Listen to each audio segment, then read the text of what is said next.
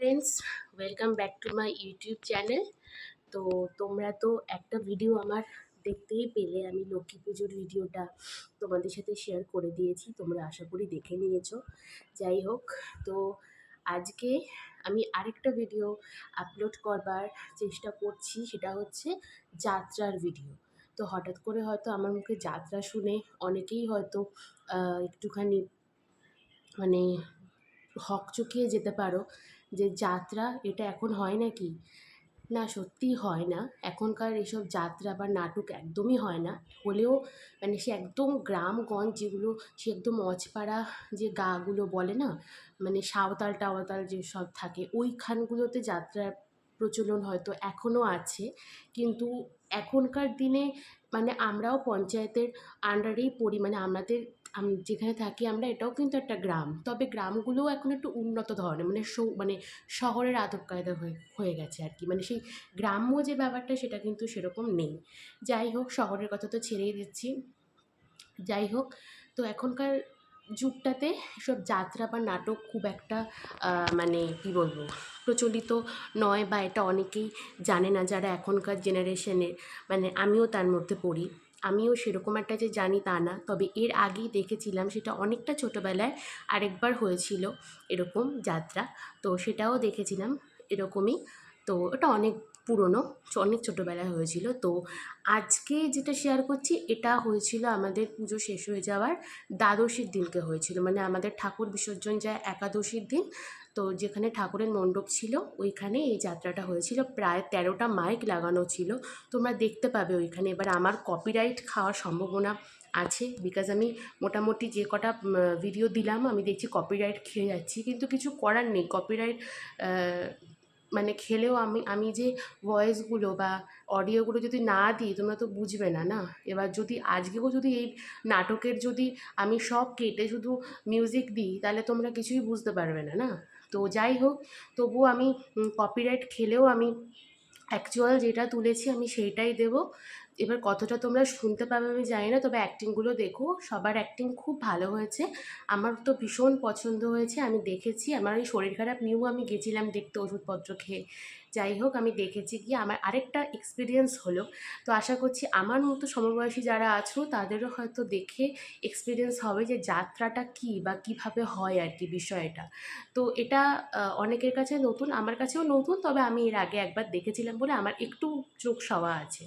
যাই হোক, আমার খুব আমি এক প্রকার আমার মাকে ঠেলে জোর করে নিয়ে গেছিলাম যে চলো চলো চলো আমি দেখবো।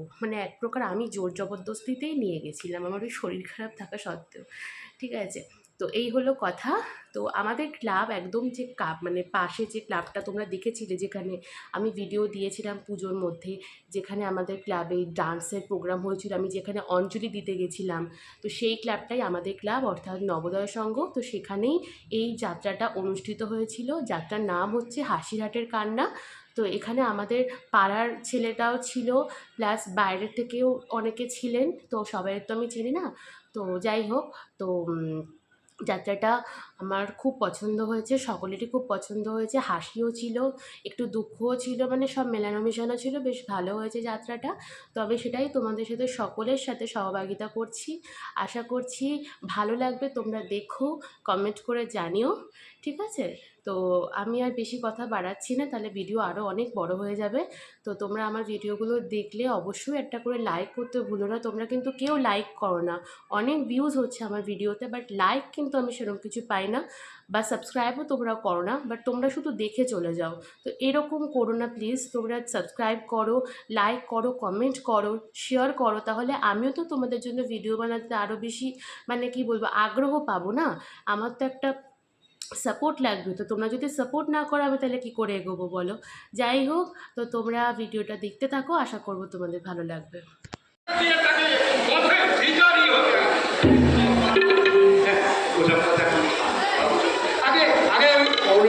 বিষয়ে চিন্তা করা যায়। 15 আগস্ট আমি একটা পার্টি অর্গানাইজ করেছি, আর এই পার্টিতে রাজেন্দ্রনাথ ঘোষকে আমি নিমন্ত্রণ করেছি।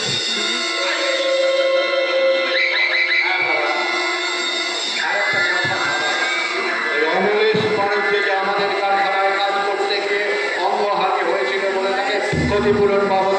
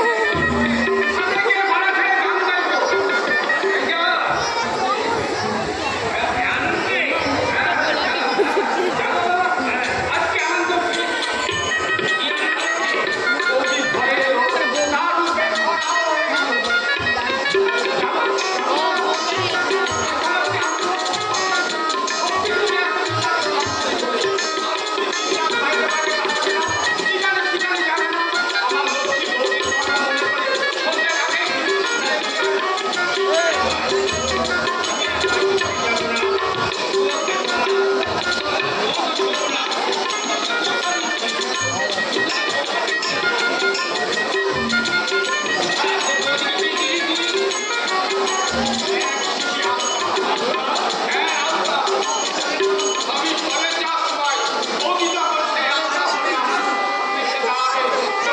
করে রাঙা পায়ে প্রণাম করে বলবো মাই ডিয়ার বৌদি পায়ের আলতা করে রেখো আমায় সীতার লক্ষণ আমি ভুলো না রে ভাই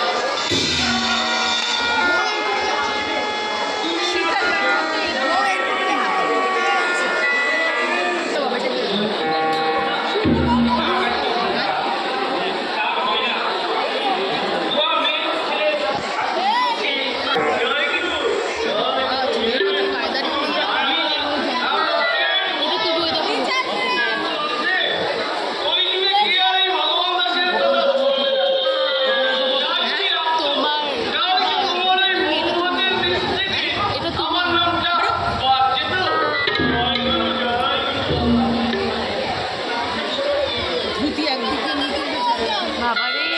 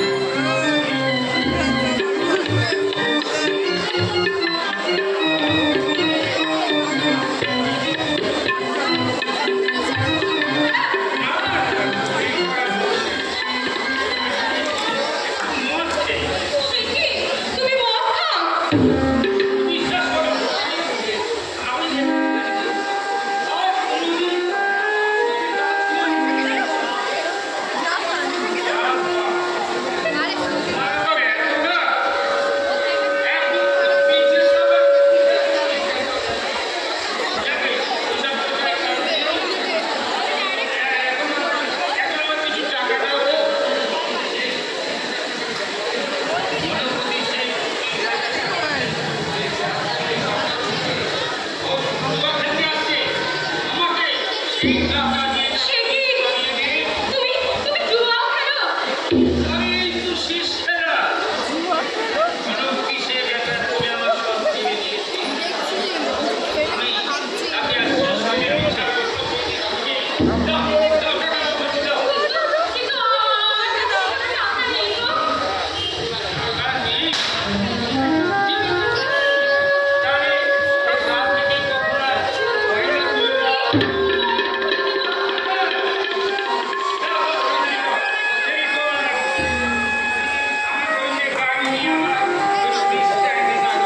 নিশ্চয় না।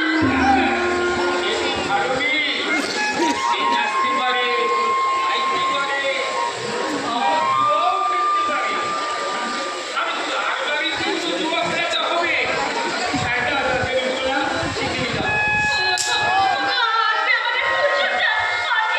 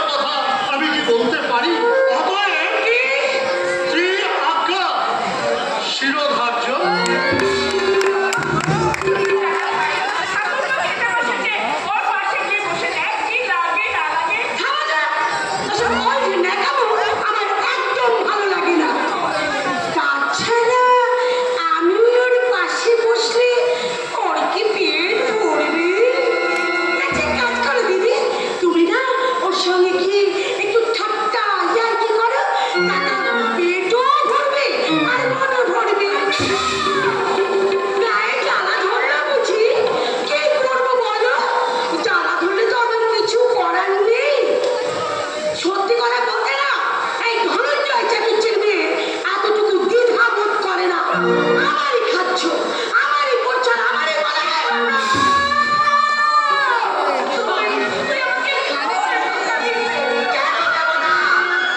তোমার স্বামী রোজগার করতে পারে না, তাই তুমি আমার ঘাড়ের উপরে বসে বসে খাচ্ছ।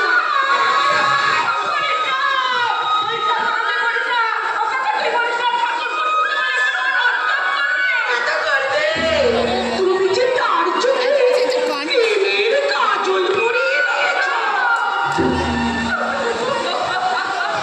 থাকা, আর নাকামো করতে হবে না। শুষ্ক, একটা স্বামী নিয়ে ছুটি হয় না, তার ঢং দেখে বাঁচি না।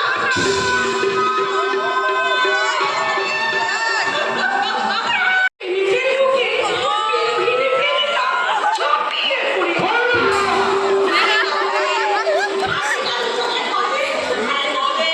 বৌদিকে তোমার চোখের মনে। বৌদি চিরদিন আমার চোখের মণি হয়েছিল, আর এতদিন বৌদি আমার চোখের মণি হয়ে থাকবে।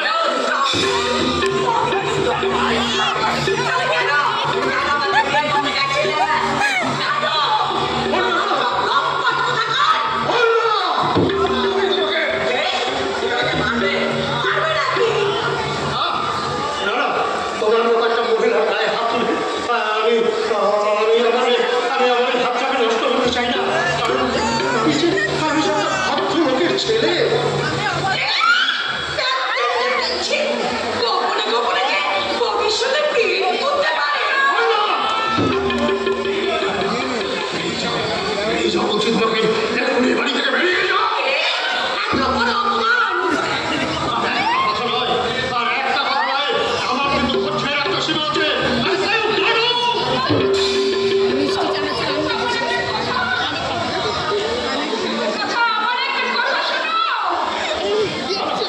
জানো।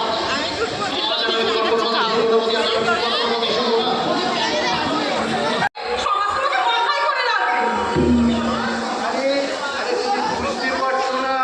সবকটা দাঁত কমলা যে কটাই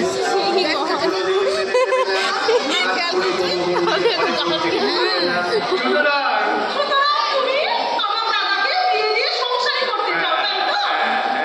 এতে ওরা দুজনে কাজের কাছে কাজ করতে হয় না? ঠিক আছে।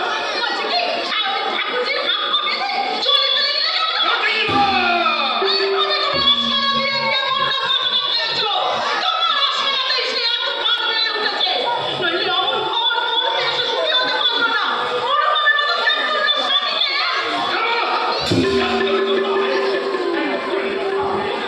ওখানে যে বউ ইচ্ছা প্রেম করে।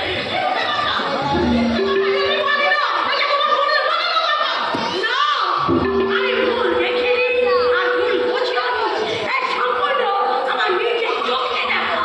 তোমার চোখ ভুল দেখেছে ঠাকুরজি। বৌদি, হ্যাঁ। ঠাকুরজি, এখনো সময় আছে। তুমি কিন্তু তোমার শ্বশুর বাড়ি ফিরে যাও। নইলে এরপর কিন্তু তোমার ভুল সংশোধনের সময় থাকবে না। তারা দরকার নেই। কারণ আমি যা দেখেছি, যা বুঝেছি, কিচ্ছু ভুল দেখিনি। আমার স্বামীর ঘর করতে আমি আর কখনোই যাবো না। বুঝতে পারছি তোমার ভাগ্যে অশেষ দুর্গতি লেখা আছে। বৌদি, তোমার কথাগুলো অত্যন্ত তেতো লাগছে, তাই না ভাই? কি করবো? অতি সত্যি কথা তেতোই লাগে। তবে দেখো, একদিন এই কথাটা কিন্তু তোমার মিষ্টি লাগবে। আর সেদিন তোমার চোখে জল ফেলে অনুতাপের অন্ত থাকবে না। অনুতাপ? আমার স্বামীর জন্য আমি করবো অনুতাপ? পারতাম না।